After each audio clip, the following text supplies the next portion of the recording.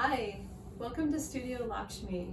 We're going to do something new today, new to me too, and I have a friend helping. I won't tell you who that is, but thank you.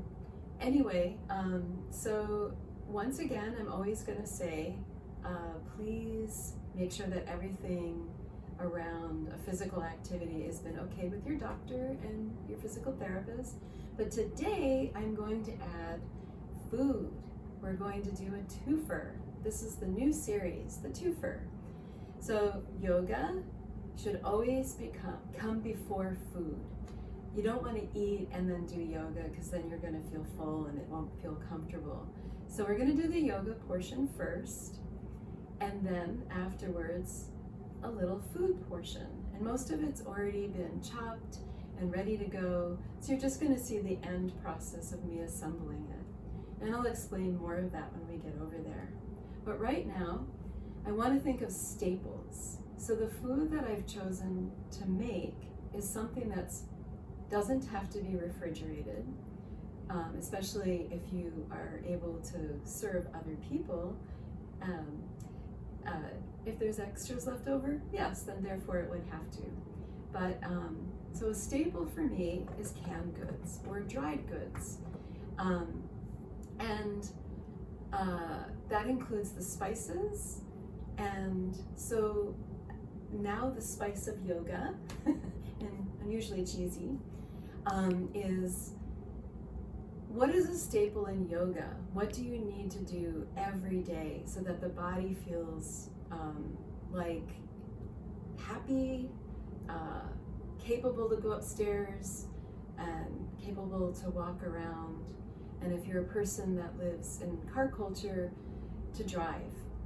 Whatever your body does, wherever you live, that's what yoga is helping to support. So I'm gonna say we're gonna do it on the couch. I live in New York City, it's a small apartment, I have a small couch. But you can do this in a chair, and I actually recommend a chair with a back but no wheels. So here we go. So in yoga, you want to move, maybe start with the spine. This is called cat and cow, and I'm going to show you in two different angles. This is, as you can see, I'm bringing my torso forward, and then I'm bringing my torso back. But you can see that I'm actually working the lower back. And since people live in chairs, this area can get really challenged, and often we sit like this a lot. So you just want to move it. If you feel like you're getting a little bit of lower back pain, just move it. So this is the cat and cow. Maybe just until you feel lubricated, which means the joints feel like they can move better. Maybe at first it felt stiff and awkward. And then when you're at that point, you're like, yeah, I feel a little bit warmed up. We can add a little spinal twist. So I'm gonna bring one hand over to, this is my left hand, to the outer right thigh. And then I'm just gonna twist. If you're in a chair, you could grab the back of the chair, but don't wrench yourself in. And if you're pregnant, just do a gentle twist. And then come center, and then the other side. And then center, and let's do that again. The first side, but we're gonna see how far you can turn the neck to look behind you. So you're just kind of doing a little neck check, and then you can look forward, and then look back, and then come out and twist to the other side. Look back, look forward, and yes, I do have a cat. And look back, and come center. Great. So now you just kind of notice, my neck and shoulders need a little bit of something. So you can do a little rolling. Now some teachers, and I'm actually one of them, they say don't go back, but I'm just going back a little tiny bit. Some people, when they go back, they throw their head back, and notice how I can't talk very well. So that's too far back. So you just want to do a little bit of circling towards the back. You can drop your head in front, whatever feels comfortable. Don't go into pain, please.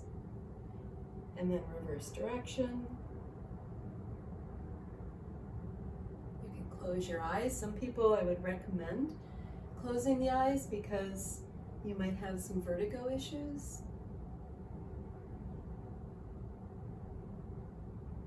And then come to the center. And then we'll do the same now with the shoulders. So you want to bring the shoulders up towards the earlobes, back and down. Big circles. You can also have your eyes closed here if you'd like. And then the opposite direction.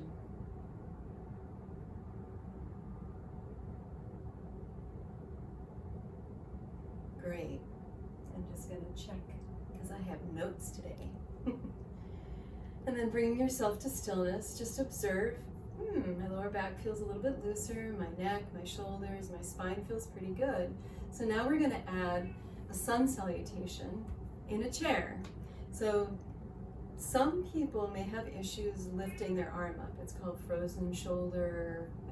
There's a million other things. We could have a reason. You maybe hold a child. Lots of one bag activity. I recommend backpacks. So just don't go into pain. But if it feels right, let's bring the arms down. Inhale, bring the arms up and look up. Take a big breath in. Exhale, bring the arms down. And you can fold yourself down. Inhale, bring the arms out and up. And they can touch or not, or a cactus, whatever works for your shoulders. Exhale, down. Inhale, up. And this time, if it feels right to have your arms up, let's just give a little crescent moon in here. Give a little side, breathe into the rib cage.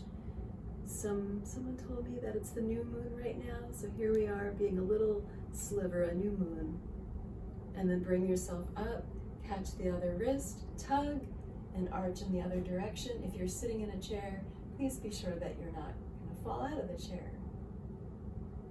And then bring yourself up, bring the arms down, and let's just add a little shoulder roll just to be sure that the shoulders are still doing pretty good. Okay, so next we're going to work in for walking, and it's really good so to maybe not have your back against the back of the chair, but if you feel for stability you need to, you can sit a little further back. It's a little bit more challenging to have your buttocks away from the back of the couch or the chair, and you can hold on to the chair, but see if you can just press into the chair. So, but be sure not to raise the shoulders. So we're going to lift a leg up. We're just going to test how this feels. And then down. And then lift the other leg up. See how that feels. And then down. And now you're going to decide if you want to lift the leg up and then make some circles in the ankle. So I'm going to say maybe 5 in one direction and then 5 in the other direction. And then lower. It's a really nice twofer, since this is the new twofer. The twofer is, so we're on the other side, you're getting a nice stretch to the ankles, lubricating the ankle joint, and then the opposite direction. And you're getting some quadricep engagement, and then lower. And you can shake it out. I'd like to do that again. And I'll show you, in case that wasn't good for you, how you can do it without lifting the leg up. So you can hang on to your hamstrings, that's the muscles in the back of the leg. You don't want your shoulders to rise. You don't want to ruin all the lubricating that you did for your neck and shoulders. So you're going to lift and just make some circles. 5, I always like 5, and then the opposite direction. And then down. And then lift. On the other side. And then the opposite direction. 1, 2, 3, 4, 5, and down, and then shake it out. So that one didn't have that much quadricep engagement. So how could you get a safe quadricep engagement? Well, it's called chair pose. And we're in a chair, and this is especially important that you know not to do this with a wheelchair. It needs to be stable. Some people use their yoga mats and put their chair on top of the yoga mat to give it stability. So what you're gonna do is you're gonna lean yourself forward, and you're gonna bring your hands forward and come up. Take a few breaths here. I think 2 or 3 is good. And then down. And by the way, if you did the leg lifts with the ankle circles, this is a winner for everybody. And as we move into our senior years, this is a really important one for getting out of a chair. So you want to think of the exhale like it's a rocket ship that's going to propel you out of the chair. So take a breath in, exhale, and then just continue to breathe.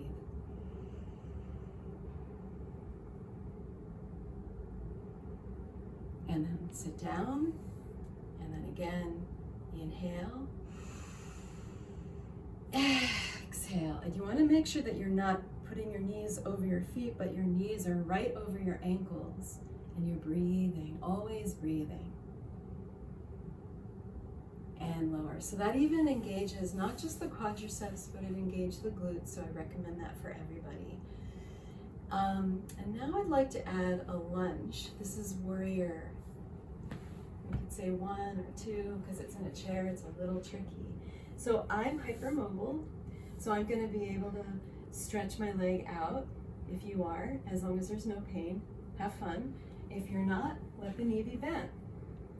I don't know if you can see the foot, but I have my toes curled under. If you're wearing shoes, you know, you can do the same in the shoe.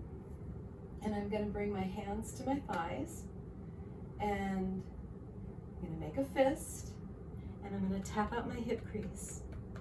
Once again, make sure you don't fall out of the chair. So you want to feel stable. You can go down the IT band, quadriceps, glutes, and then inhale, bring the arm up. Now, if you're a person that can send the leg back, send the leg back. At this point, take a big breath in. Exhale, bring the hand down. By the way, once again, with a spinal twist, if you're pregnant, just don't twist too much. You can bring in a twist if you like. Bring yourself looking, now this is my forward. And now bring yourself center. And you can move the legs. I call this the Charleston. And then the other side. So I'm catty corner on the couch. I have my knee bent.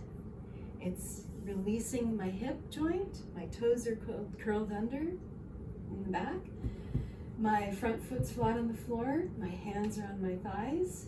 I'm stable. I make a fist. I tap out my hip crease. IT band. Quadricep. Lower back and glutes. Inhale, lift the arm up. Take a big breath in. Long breath out. Gentle spinal twist. And you can send the leg out. Before, when I had my first side, I had the leg out with the arm up, but remember, if that wasn't good available to you, you can keep the leg bent. But if it is available to you, send it back. And breathe.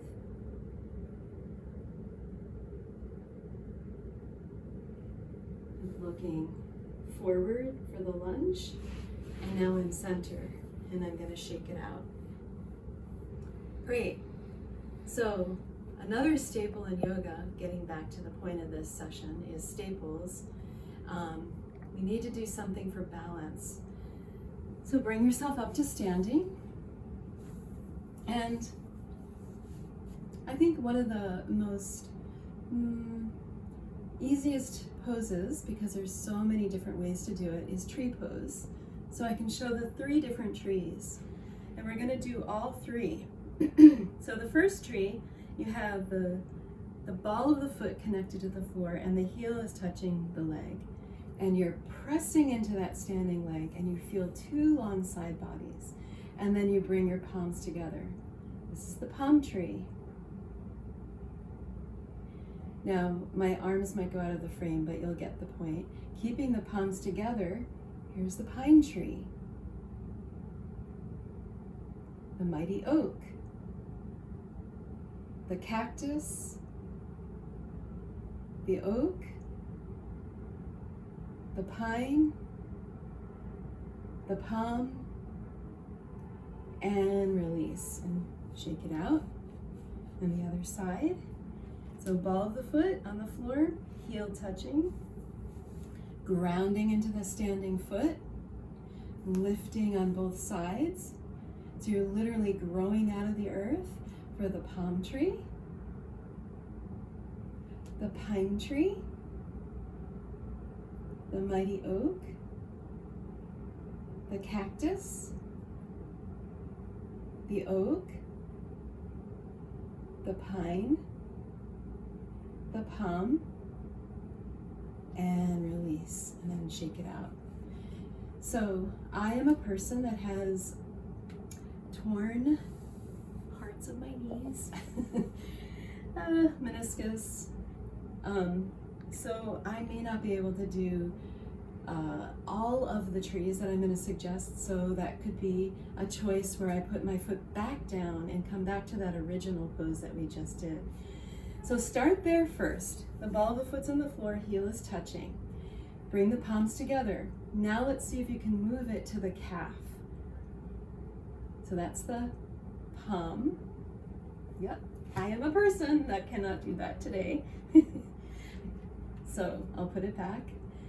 Palm, pine, mighty oak.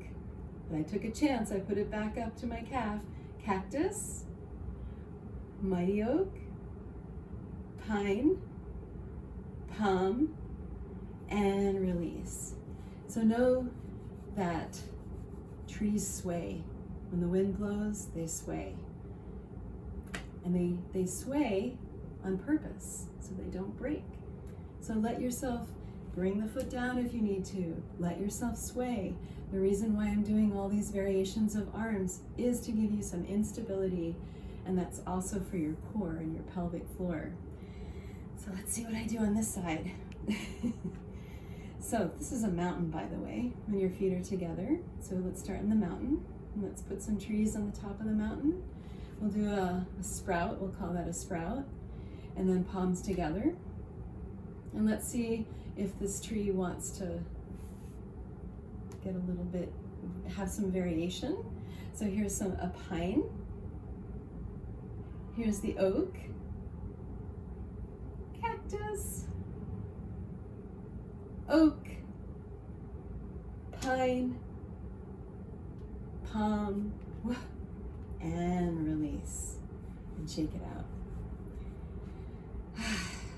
So the third time, and final time, is you can have the choices. Feet there, calf, or if you want to bring the foot up and place it so that, like your hands, your inner thigh meets the foot. Now I do have slippery tights on today, so let's see if this was a very good choice. I don't know. So here we go. Oh, and walls and chairs that they have. If I have a chair here, that would be like a back. And also sticks. Sticks are great. Some people have a bua stick, which is specifically made for this. I think it's called bua. So I'm going to use a stick today because of my torn meniscus. So first we'll start as a sprout. We're on the mountain, and this is how I would do it with a stick. So now I'm going to bring it up into the thigh. If you can do it without a stick or a wall or a chair, give it a try. The the inner thigh is meeting the foot like hands. So, palm, pine, mighty oak, cactus, mighty oak, pine, palm, and release. And shake it out. It's a winner. Other side. We're at the mountain. Here's our sprout. Oh, I didn't say this. This is a good moment because you might be getting tired. You might want to have a sink coming into that hip. So lift out of the hip. Here's your placement. Did I do this? Wait, which side did I think I did this side already. This side. So,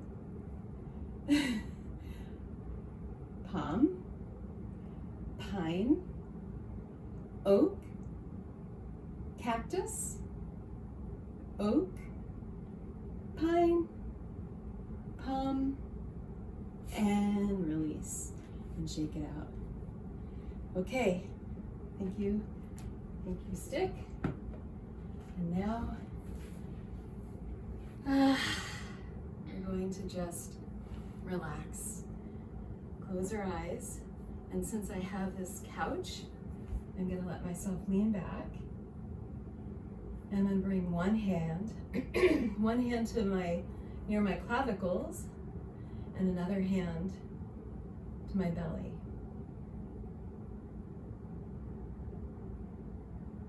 And we can imagine that these hands that we have on our body are like parents or friends, somebody who loves you. And just let your breath be natural.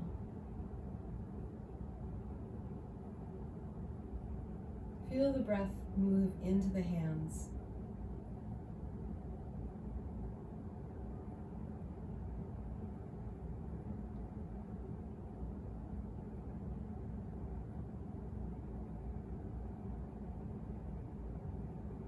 And that's it. Just stay here for another 30 seconds. You're welcome to bring your hands down. They can either be alongside the body, on the thighs, or stacked. And I'll just be silent for another 30 seconds. Just following my breath.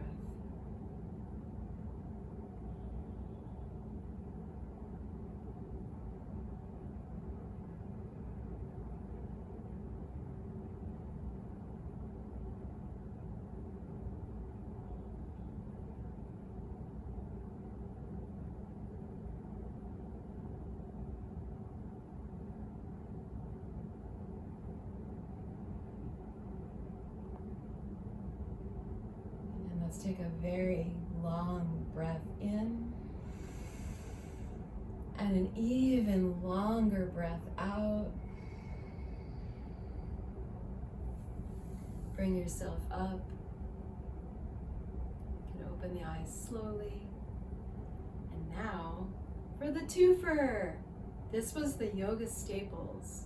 So before we move on to the second part of the twofer, you want to always move your ankles, engage muscles in your legs, engage balance, give your spine a nice twist, kind of going backwards, moving your neck. All that you did, this is a staple. And even if you just pick one of these things, maybe the cat and cow, that's it. That's all you have to do. Or maybe just the breath, and that's enough. So let's go to staple food in the kitchen. So welcome to my Lower East Side apartment. And over here, I have a strainer. I'm not going to do the whole complete cooking show, but here comes some. These are red beans, and the beans that I've chosen, because this is about staples, I try to have no salt added, organic, and I also want my can to be a non, carcinogenic issue in the can. So I'm looking for some can, that's also safe for me. If you can afford organic, wonderful. Also, when you're buying canned goods, you always want to make sure that the expiration date is good. Because sometimes stores, especially with canned goods, these are all the different, I'm not getting any sponsorship, by the way. These are just the ones I chose. These are string beans. So red beans, cannellini beans, string beans. But I do prefer organic. And then going to just rinse. Ideally, I would have washed my hands before I did this, but I did wash my hands before I taught the yoga, so my couch is clean. So you just want to rinse.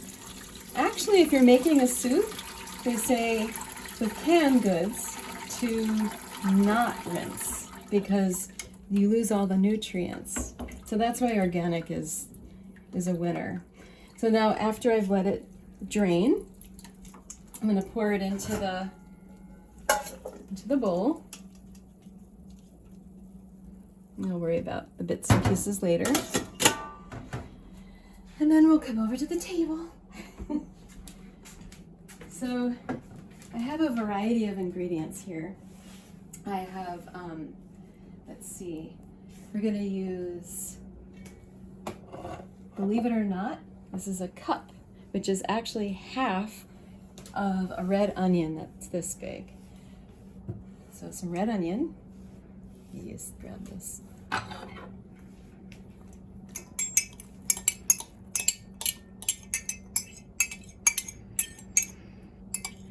So staples in the kitchen, in my mind, is hurricane proof. So what do I mean by that? I mean, you want to have in your cupboard, now I'm doing parsley. So this is a 1 teaspoon of parsley, and this is dried parsley. So you're not going to want to eat this right away. You're going to want to let it kind of open up and get reconstituted. So put that in. This, I love garlic. This may look like a lot of garlic for some people. This is about 3 cloves, but you can use 1 or none. Some people don't like garlic, and some people don't like onions either. So this is your salad. This is, you can delete any of my choices. Then olive oil. I think this is I'm going to be putting the ingredients in the description, but I think this is a 1/4 cup olive oil.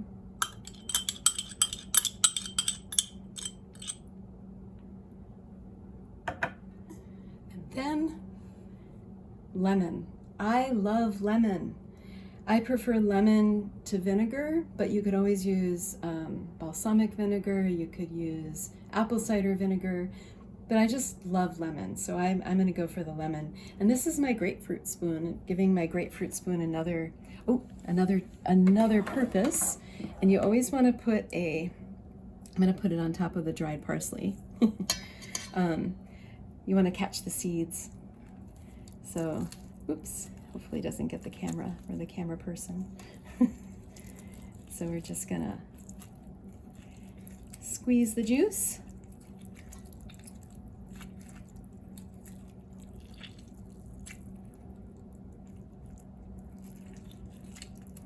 So you could do half a lemon, but because I use 3 cans, I feel like a whole lemon is ideal. So, and what I like about using a spoon instead of getting out my juicer is sometimes the juicer is more work, and this is doing a perfectly fine job.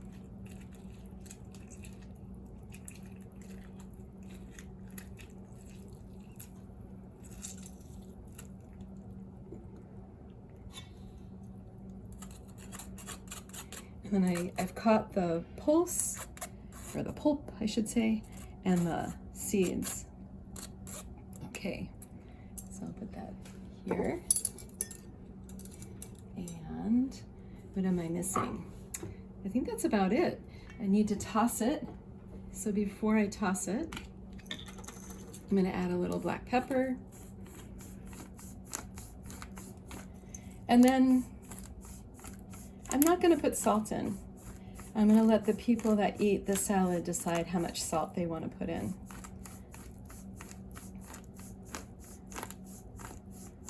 And I love pepper, so you might have noticed I did a decent amount of pepper. And then just mix.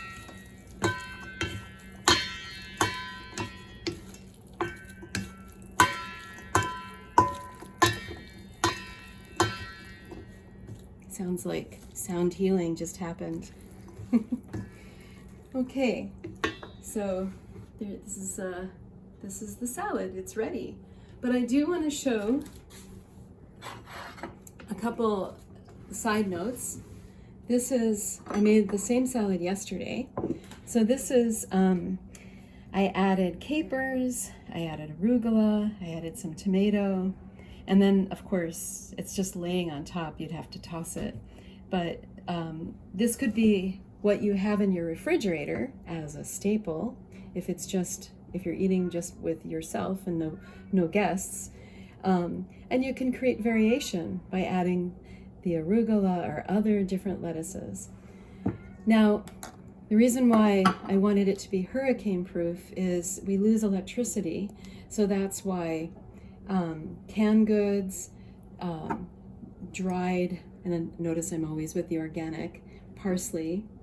Oh, and one tip about parsley is apparently it can, not just parsley, but all spices when they're dried, you might need a little bit less than when you have it fresh, because it can, once it starts to open up in the salad, it can have a lot of taste, and that's up to you. But I'd like to also show this. If you have a green thumb, you can actually have your own garden that you can then have fresh.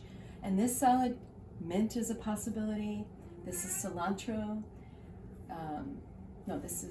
One of these is cilantro, basil. So this recipe can have all of these, maybe not, I don't know, you have to decide, or one of these, but not just parsley. Anyway, so this to me is the staple of, not that you would have this every day, this is just one idea of a hurricane-proof recipe. Thanks for watching. My first twofer. Give me feedback, please.